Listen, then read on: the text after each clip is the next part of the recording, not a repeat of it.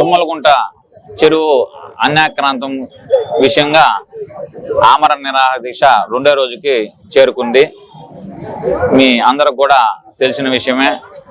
ఈ తుమ్మలగుంట చెరువుని local MLA Chevireddy Bhaskar Reddy వాళ్ళ కుటుంబీకులు మొత్తంగా ఆక్రమించుకుని వాళ్ళ కబంధ హస్తాల్లో ఉంచుకుని మొత్తం ఏదో గ్రౌండ్లని పార్కులని వాళ్ళు వాళ్ళ ఫ్యామిలీ ఆహ్లాదకరంగా ఉండడానికి కోసం దానికంతా ఫెన్సింగ్ వేసి చుట్టూ గోడలు కట్టి లోపలంతా భవంతులు బంగ్లాలు కట్టి సెక్యూరిటీలు పెట్టి గేట్లు పెట్టి వాళ్ళు మాత్రమే వెళ్ళేటట్టు వాళ్ళ సొంత జాగా అయినట్టు వాళ్ళ సొంత ప్రాపర్టీ అయినట్టు వాళ్ళు ఈ విధంగా వాడుకోవడం కరెక్ట్ కాదు.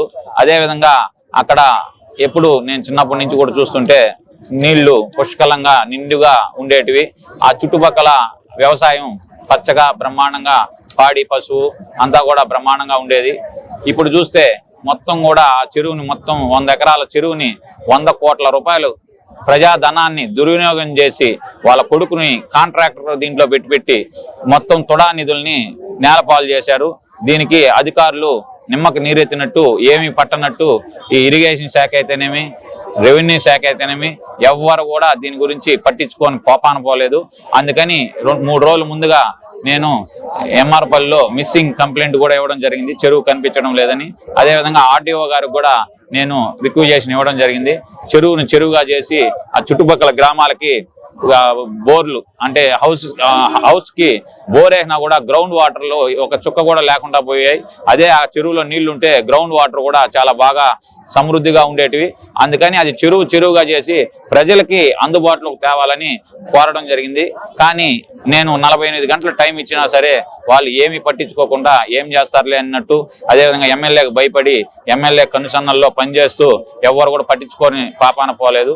అందుకని నేను నిన్నటి నుంచి ఇక్కడ మన జంక్షన్ లో ఆమరణ నిరాహార దీక్ష స్టార్ట్ చేశాను.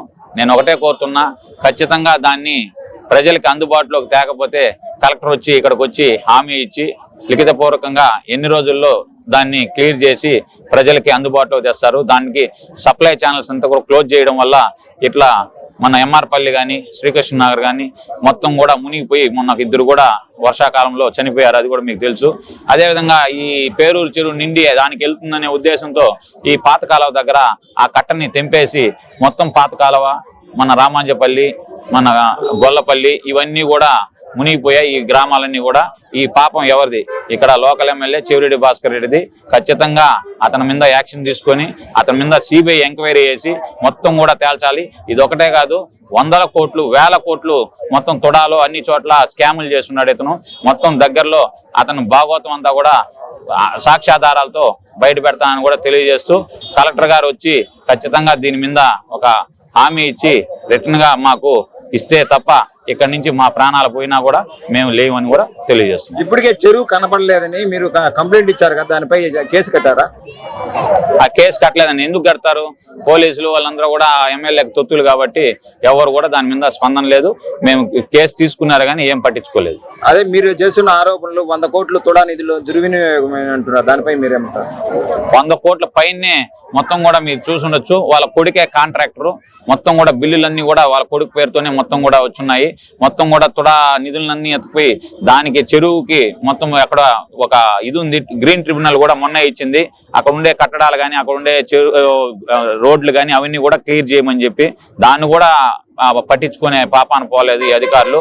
మొత్తం కూడా ఈ నేలపాలు చేశారు ఈ చెవిరెడ్డి భాస్కర్ రెడ్డి. ఆ 100 కోట్లు ప్రజలకి గ్రామాల్లో పెట్టుంటే రోడ్లు కాలువలు అన్ని సదుపాయాలు మౌలిక సదుపాయాలన్నీ కూడా వచ్చుండేటివి. అతను స్వార్థం కోసం అతను ఆహ్లాదంగా అతను ఫ్యామిలీ అనుభవించాలనే ఉద్దేశంతో అతను హ్యాండ్ ఓవర్లో పెట్టుకోవడానికి ఈ యొక్క దారుణానికి ఒడిగట్టారు.